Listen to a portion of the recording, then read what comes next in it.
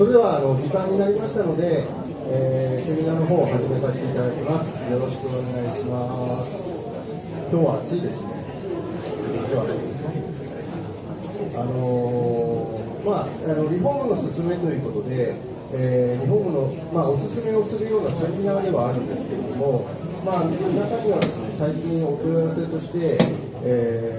そろそろ何年も経っているんだけれども、建て替えにしようか、住み替えにしようか、リフォームでいいのかしらっていうようなお話が結構多いものですから、今回こういうセミナーも含めて、今後の家作りをするにあたって、どんなことを大切にしたらいいかっていうものも踏まえて、内容のセミナーとなっておりますので、よろしくお願いいたします。しすぎちゃいました。はい。今回講師でさせていただいております、コラスグループコラスのリフォームの松井と申します。よろしくお願いします。私はですね、若干のプロフィールを説明させていただきますと、コラスグループに入りまして、ちょうど31年になります。アフターメンテナンスを、経験し、リフォームの営業を経験し、カスタマーセンターの責任者を経て、8年前に、コラスのリフォームの方に転入しています。現在は事業責任者ということでやらせていただいているほかにですね、埼玉県スマイルクリ協議会にですね、リフォーム相談、これ県の委託でやってるんですが、それの相談員として、年2回ですね、大宮の方で相談員としてさせていただいています。やはり県民の皆さんがスムーズに失敗しないリフォーム、または住まい作りをしていくということで、たくさんの方がお悩みの方も多い中でですね、そういうお答えをさせていただきます。その時だけは先生というかですね、そういう意味では非常にステータスが上がるんですけども、そういった意味でですね、今回は先生ではありませんけども、セミナーの方をさせていただいています。で、今日の話の中心ですけれども、今日はですね、レジュメとしまして、これからのお住まいをどうしましょう。ケーススタディとして築25年以上の方に向けてのですね、お悩みを中心として、どういう方向性にしたらいいのかなっていうのを、今日は白い紙をご用意させていただいていますが、後ほど時間を取りまして、実際にはいいえでですね、シミュレーションをしていただいて、その方向も含めていいのかなっていうところもですね、これは多分ご家族でやると多分いろいろと意見が違う可能性が出てきます。ただ、それはそれとして、いろんな条件、これは絶対ではないので、その中で、どういうふうに、進んだらいいのかっていうのをいろいろと話し合っていくのが大事かなと思います。それと、最近のですね、日本の住宅事情とこれから、住宅事情こんなふうになってるんだよということをですね、ちょっとお話をさせていただきます。で、次に今後住まいづくりをしていく上で、大事なその住まいと耐震性のお話。やはり最近地震が多いですよね。この間も大阪で大きな地震がありましたけども、長野であったりとか、そういう地震もある中で耐震性というのも非常に大事だと思います。そういったちょっと耐震性のお話をさせていただくのと、あとは住まいと健康の話ということで、バリアフリーという言葉は結構有名になりました。段差の解消という意味でですね、段差の解消のお話っていうのは出ると思いますが、最近は温度差のですね、バリアフリー、温熱のバリアフリーっていうことも大事だというふうにしています。なぜそんなことが大事かということをちょっとお話をしていきたいと思います。それから、今日のメインである建て替えとフルリフォームのメリット、デメリットの比較ということを参考程度にお話をさせていただきますが、その中で何か方向性が見えればいいかなというふうに思います。それから、最後の方後半ですけども、ポラスグループでお勧めしていますフルリフォームの商品のご案内、それから、リフォーム実例のご案内をさせていただきまして、まとめとさせていただこうと思っています。それではこれからのお住まいをどうしましょうの話ということで、ケーススタディとしまして、我が家も新築をしてから25年を経過して、家族構成も当初5人家族だったけど、子供たちも結婚して独立して、現在では夫婦2人住まい、こんな大きな家と部屋数が必要なくなっているのも事実、住まい自体も外装などの手入れは定期的に行ってきたけども、設備なども壊れていないけど、だんだんと古くなってきてるし、これから最適に過ごしていくにはどうしたらいいか悩んでるんですっていうような話が結構多いんです、実は。その中で建物はしっかりしてるんだけどな、子供たちとの同居はなさそうだしな、お風呂はちょっと寒いんだよね、広いリビングにしたいな、大きな地震も心配だなとかですね、などなどがたくさんお悩みがあります。そういったお悩みの中でどういう方向がいいのかなっていうので、まずは、これからのお住まいをどうしたい、どうすればをシミュレーションをしてみましょうということで、今皆さんのところにあるのが白い紙、になっておりますけれども、その中で、この図が白くなっているだけなので、じゃあちょっと実際にですね、スタートの現在のお住まいに満足しているから、はい、いいえでちょっとシミュレーションをしてみてください。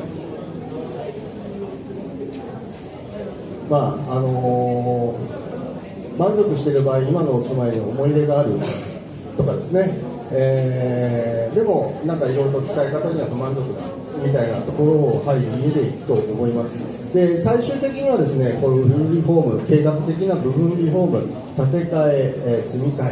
え、それから場合によっては何か、セカンドハウスを買ってオーナーになるみたいなですね、そんなことも入れてます。ただこれは一応一つの目安なので絶対ではないです。絶対ではないですけれども、方向性としてこんな風に考えていくんだなっていうことをですね、私なりに考えて、ちょっとこうチャートにしたものになります。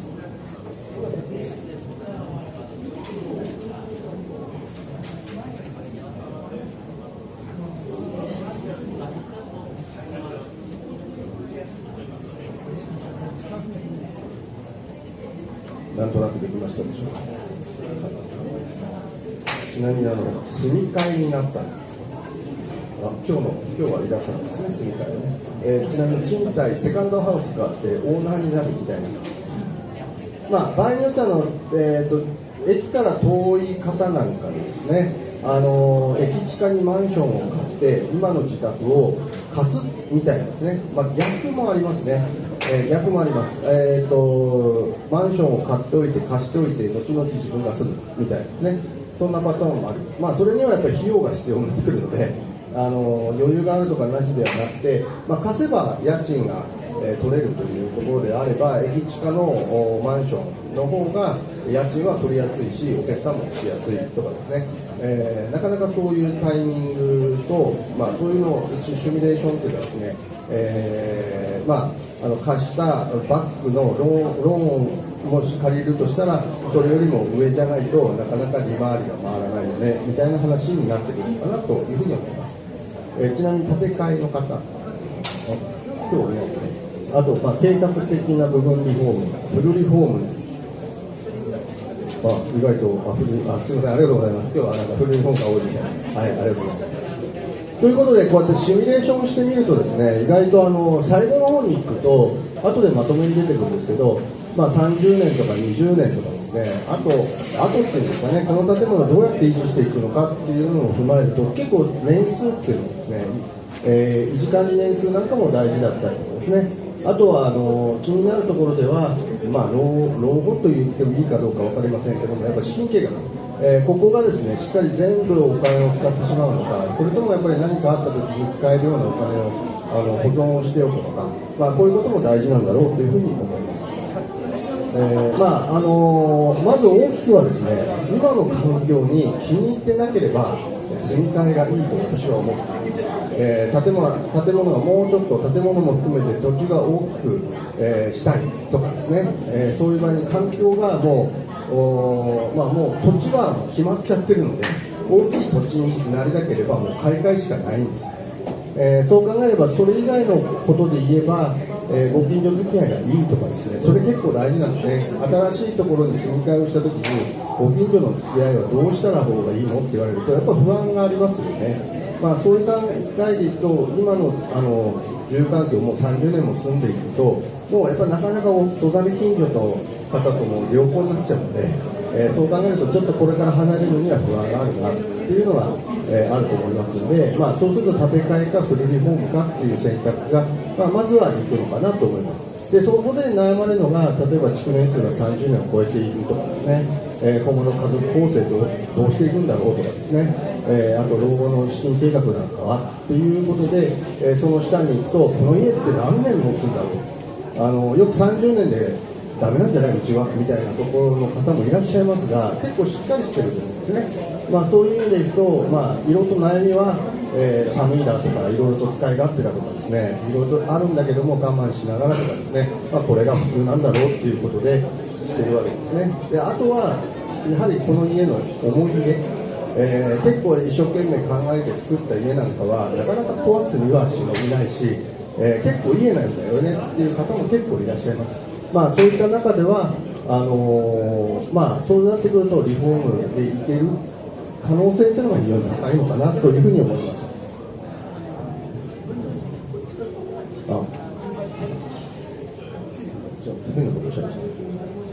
そうすると建て替えをご提案する条件とリフォームって計画を進んでいっていいんじゃないかなという条件があって、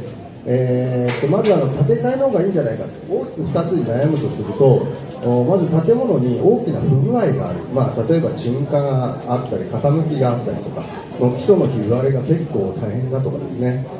そういった場合なんかとあとはフルリフォームでもいろんな希望を出すと結構金額がかさんでしてしまって、もうほぼなんか柱は何本か残るんだけど結構入れ替えなきゃいけないねみたいな話の時は建て替えた方がいいと思います。だから金額の目安でいくと例えばですけど、1500万と今は言われております。その中でも、2000万とかかかりそうだって言ったらもう建て替えの方が私はいいんじゃないかなと思います。で、あとそれ以外であれば大概はですね、リフォームの方で進んでいってもいいのかなと思います。で、あと期間でいうとまとめでもお話をしますけども、30年ぐらい、あと30年は持たせていきたいし、その後も継承者も出ていくっていう場合だったら建て替えの方が私はいいと思います。メリットデメリットでちょっとお話をしますけども、新築の方は保証が長くつくんですね。長期保証というのがあります。リフォームの場合は設備の少し延長保証はありつつも短期保証が中心になってきますので、後の方に継承していきたいという場合には建て替えの方がいい場合の方があるのかなというふうに思います。ということでちょっと話が変わりまして、後でメリットデメリットの話はさせていただきますけれども、これからいろいろと住まいづくりをしていくにあたっての日本の住宅事情とこれからの話をさせていただきます。先ほどちょっとその30年というキーワードをお話をしましたが、日本と欧米のですね大きな違いがあります。この左上のグラフっていうのは日本の住宅が壊される年数を表しています。密室住宅と書いてあるんですが、壊される平均ですね。日本っていうのは平均的に、30年で壊されることが多い。昔だと30年で、もう古いよねとかボロだよねとか言われてた時代があるんですが、今結構30年でばっかりしてると思うんですね。でもアメリカ、イギリスなんかでいうと55年、77年で、ここには大きな違いは何かというと、リフォームしたり手を入れることによって価値が上がるっていうのが欧米なんですね。で、日本の不動産の売買も、現状でいきますと築20年で建物の評価はゼロっていうのが現状です。ただこれは問題だろう、流通をしっかり回していかないと、今問題になっている空き家問題とかっていうことが解決できないので、リフォームだとか手を入れると評価が上がっていくよっていうことをですね、今もう5年ぐらい前からお話をされていて、まだその実際に評価っていうことの仕組みにはなってないんですけれども、この3、4年から5年の間には評価がされるんじゃないかなというふうには思っています。ですから今、不動産売買の中古住宅の売買のチラシを見ると30年ぐらいの建物は古屋ありとかですね、実際建物はあるんですけど古屋ありというふうにあって、実際には土地代で売買をされていることがあるんですね。で、古屋ありって書いてあると、注文住宅を建てたい人が、古屋を壊して新しい注文住宅にするみたいなパターンが多いですね。ですから日本は壊される建物の平均が30年、欧米ではアメリカが55年でイギリスが77年、それはリフォームをしても価値を認められて、それが、住んでる方のステータスにもなるし、でそういう建物を求めて、買い替えをするっていうのが欧米の方々の普通の、不動産売買のやり方なんですね。だから逆に言うと新築が多くないんですよね。もう逆に言うとこれは結構ちゃんとメンテナンスをされた家だということが、一つのステータスになっています。で、実際にはですね、ここには一つ問題がありまして、だんだんとですね、ここの辺から変わって総住宅数というのがですね、世帯数をだんだん上回ってですね、この住宅数というのが青い縦グラフで、世帯数というのがオレンジグラフなんですけど、この辺を境にだんだんと住宅の方が上がっていってしまってですね、要するに家が余ってるんですね。これは都内が多く顕著なんですけども、だんだんと新築は目減りして100万戸っていうふうになってたんですけど、だんだんと今去年あたりでも大体90万戸ちょっとかけるぐらいが新設住宅着工戸数と言われるんですが、それでも余ってきているというかですね、それがいわゆる新聞市場ニュースで言われている空き家問題というふうになっていますね。ですから空き家をなんとかなくそうということで、リノベーションだとか用途を変えることで、流通というか売買を促進しましょうという動きはあるんですけれども、それでも日本人はどっちが好きかと言われると中古よりも新築が好きなんですよ。どちらかというと新築神話っていうのがやっぱりあって、中には最近いろんな面で中古がいいって、中古が自分で、マンションなんかでいうと自由度があって自分らしい家ができるということで、都内のマンションなんかは中古住宅を好まれて買う方がいらっしゃいますけれども、そういった意味ではやっぱり日本では新築がみたいなところはちょっと否めないんですね。だから今後の予測としても今大体このぐらいなんですけども、空き家率っていうのはどんどん上がっていて 30% ぐらいに、上がるだろうというふうに言われています。ちょっとこれは問題だなということで、国もそうですし、各市町村が空き家問題、空き家をうまく貸していこうであるとかですね、言われました。で、本当はオリンピックの時に、民泊として、貸せるんじゃないかという期待がありました。でも意外とこの6月1日に、その登録が始まったんですが、その前段階で、意外と各市町村も含めて、あとマンションも含めて民泊を認めないというですね、特にマンションなんかは管理組合が、不安視をしてもう OK を出さなかったところが多い。で川口市あたりもですね、埼玉の中では川口市ですけども、それを貸せる期間というのは6月から9月まで、簡単に言うとオリンピックの時だけというようなですね、縛りをつけたりとかということにしているみたいです。ですから意外といろんなパターンでその空き家を解決をしていこうというのはちょっとまだちょっと策がちょっと一旦途切れたかなというふうには思います。で、国としてはですね、住生活基本計画っていうのを立てておりまして、新築をどんどん作りましょうから質の時代へと、建物を長寿命化をしていきましょう、長く持たせていきましょうっていうのに流れが変わっています。で、そういった中では、補助金なんかもですね、最大300万なんていう補助金もあるんですが、これもほぼ新築並み、新築以上と言ってもいいかもしれないですけど、耐震性能、断熱性能なんかが高い製品でいくと300万とかですね、出ますけども、その他、一般的にも100万円の補助金が出たりということで、リフォームの方では補助事業が非常に活発化をされていて、うまくリフォームの方につなげていっていただきたいということで、これはお客さんへの還元ですけどね、ということになっています。で、詳しくはですね、ポラスのリフォームブースにてお問い合わせいただければと思います。次に地震と住まいの耐震性のお話をさせていただきます。最近本当地震多いですよね。関東は、ちょっと3が揺れるかなぐらいなところですけれども、それでも長野県の大阪では、観測史上では一番6強6弱が揺れたということで、ただ今回そんなに亡くなったりする人が少なかったっていうのは、やはり阪神大震災の時に一様に対策を打たれた、要するに家具の倒壊で亡くなったりとか、そういうことが対策をされてたっていうことも大きな要因だというふうに言われてますけれども、それでも一度やっぱり経験をする中では大事な対策なんだろうなというふうに思いますし、この間ニュースでやってましたけども、東海東南海の地震の発生の率がだんだんちょっとまた高まりましたよね。そう考えていくと建物の、古い家だから諦めるのではなくて、古い家もしっかりと対策をしていくということが、大事だというふうに思います。で、ちょっと改めてですけども、地震のですね、建物の新耐震の設計法っていうのがありまして、いわゆる旧耐震と新耐震という言葉がありまして、ある時期から建てられた建物より前が旧耐震、その後が新耐震というふうに言われています。ここにも書いてありますように、1981年昭和56年より前の建物を旧耐震、それより後のものを新耐震というふうに言われています。で、何がこことこっちで変わったかと言いますと、もともとあった、耐震基準に加わってですね、建物の壁の耐震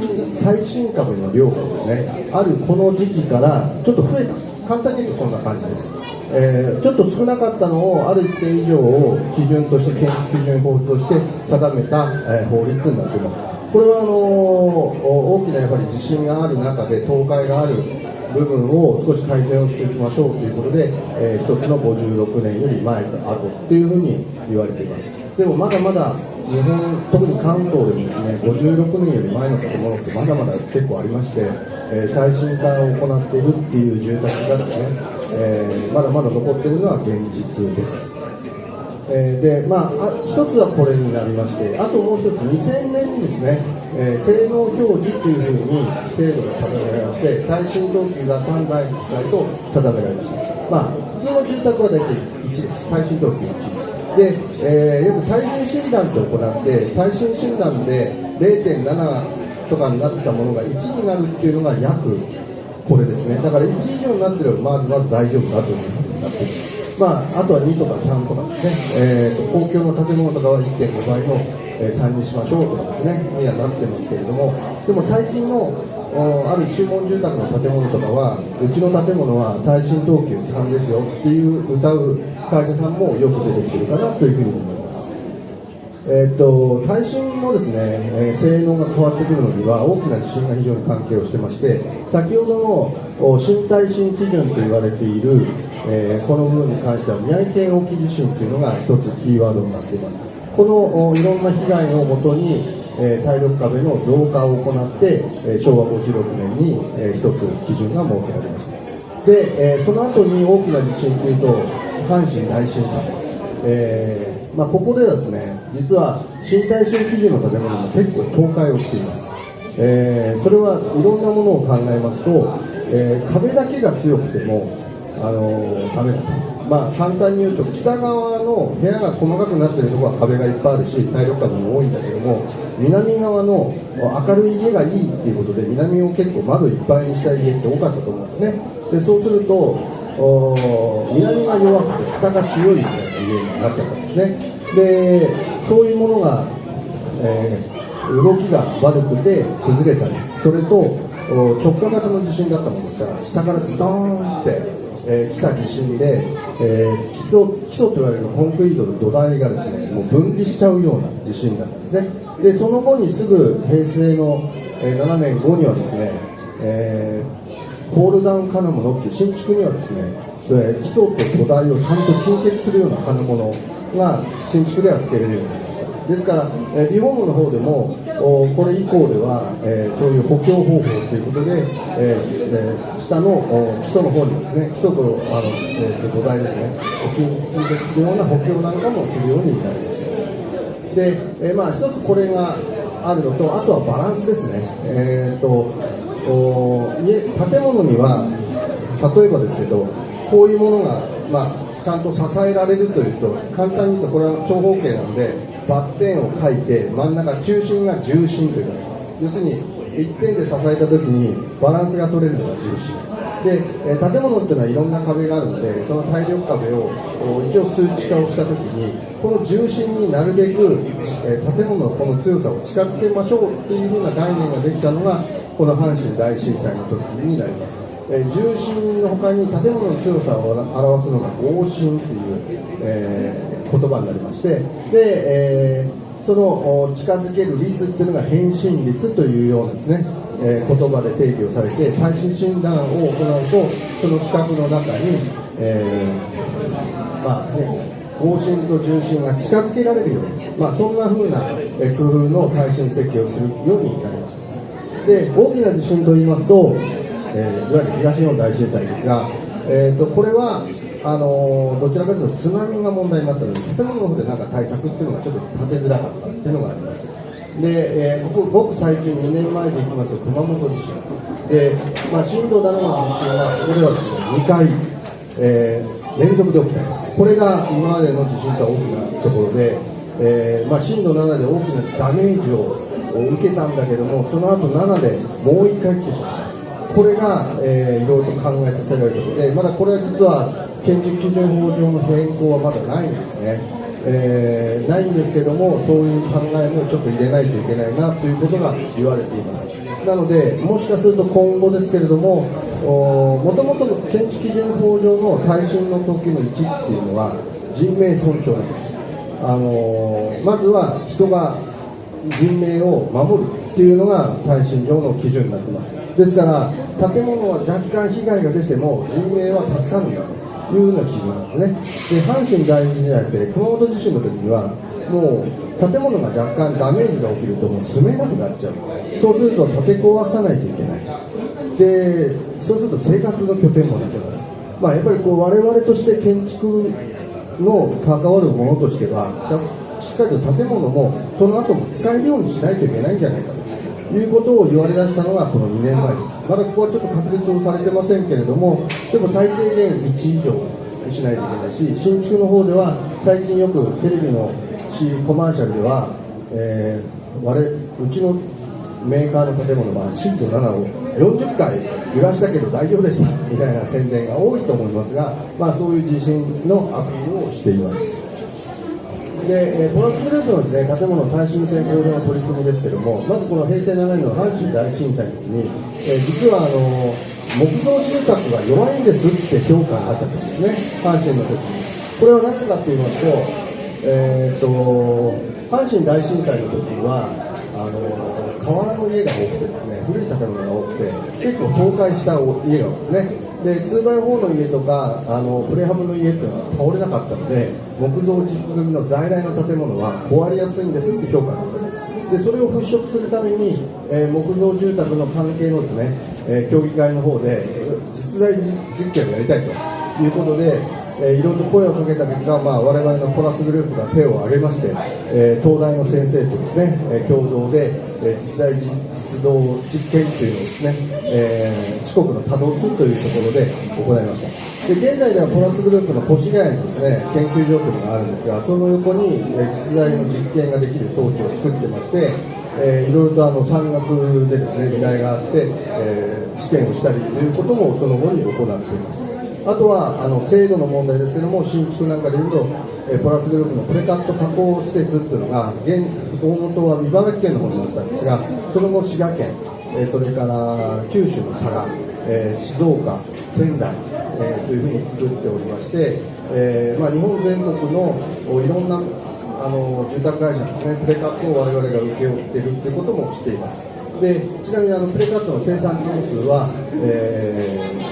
全国で1位になってまして、1位と2位の差は約倍というふうに言われてますので、いろんなところで建てているのは我々のプレカットを使っているということもあると思います。あとは、最近ではですね、耐震シミュレーションっていうのをしまして、これ実は私んちなんですけど、テストに使われたんですが、実際に建てる前にシミュレーションを動かしてみて、崩れるのか崩れないのかっていうのを、シミュレーションできるようなもので、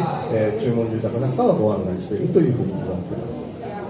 でこれはですね、ご自宅に帰っていただいて、チェックをしていただければと思いますが、この家が地震に弱いよということをですね、ちょっと表したチェックシートになっています。で実際にはですね、簡易診断とかを行ったりとかですね、あとは詳しく、建物を見て、耐震診断と行って、まず自分家がどうなっているかっていうのを確認をしていただいて、じゃあ補強するとしたらこんなふうに、費用がかかっちゃうのか、多くかかっちゃうのか、そんなにかからなくてもできるのか、こんなところをですね、見ていただければと思います。じゃあ次に住まいと健康の話をさせていただきます。まずこのグラフはですね、交通事故っていうのは、不慮の事故っていうふうに、言われている中では、交通事故というのは年々減っているんです。これはもう交通事故をやっぱり減らしていこうという国の取り組みの一環なんですけども、でも逆に増えてるのが、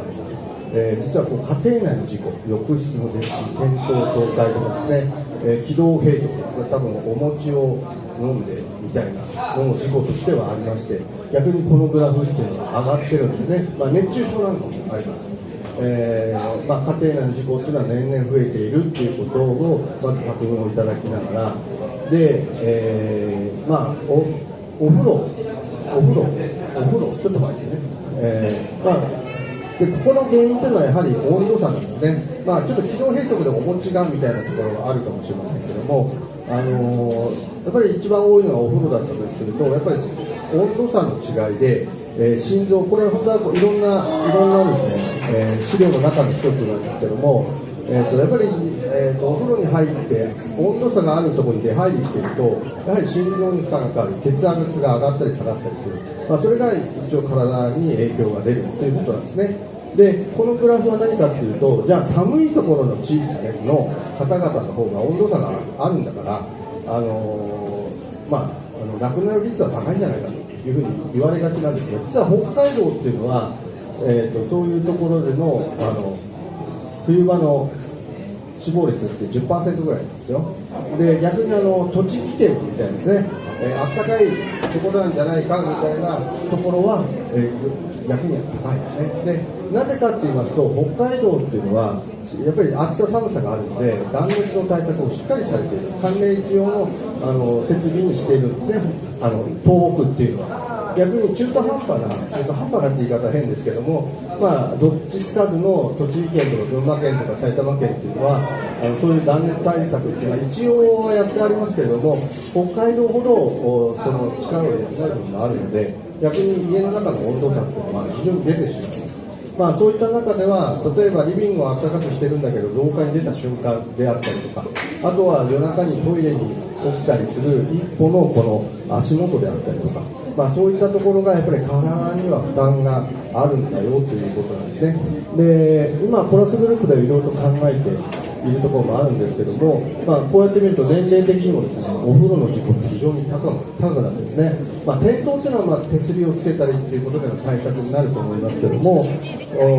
また意外とですね、ひどいのにやっぱりお正月のお餅は気をつけないといけないですね。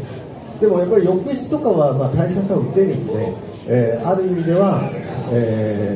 こういったことをですね、ちょっと注意をしなきゃいけないということを認識をしておいていただければと思います。で、プラスグループもですね、こういう断熱を一生懸命やりましょうということも大事だと思いますけれども、家の中での温度差っていうのをちゃんと把握をしましょうということをちょっと装置として、考えているところもありまして、そういったものをツールとしてご提供することもちょっと考えております。そういったことで可視化をすることで、まず入居者の方がここはちょっと今日寒いなとか、逆に暑いからちょっとエアコンをつけといた方がいいかなとか、これからの今年は梅雨が早く終わりました、6月の梅雨の終わりっていうのは初めてだって言ってますけども、そういった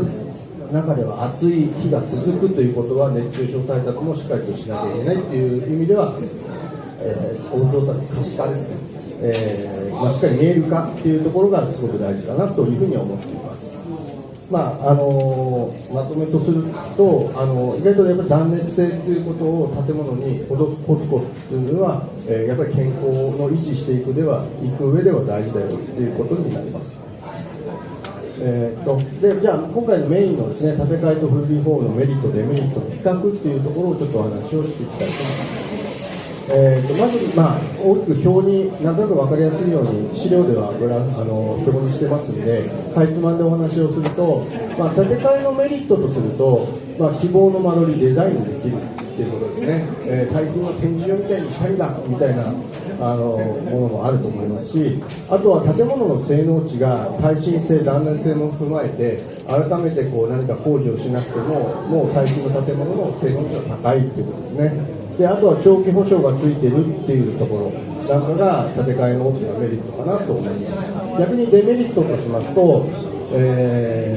存の建物の解体費用も必要になるので、ちょっと費用が大きくなるかなというところですね。であとは完成までの期間がない、引っ越しが2回必要だということもあったりですね。あと外交工事なんかは別途必要になったりすることもあるで、これはリフォームなんかでも関わる。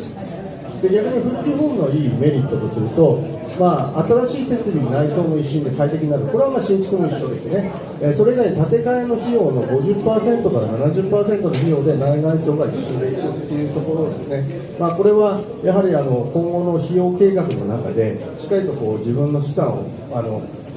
キープしておくかどうかっていうのが大事なポイントなんじゃないかなと思います。で、住みながらの工事もできる、仮住まいする場合もありますということですね。あとは歴史ある建物の味わい、趣が残せる、思い出が残せるということだと思います。で逆にデメリットになると新築に比べて保証期間が短いということですね。あとは間取りの変更に、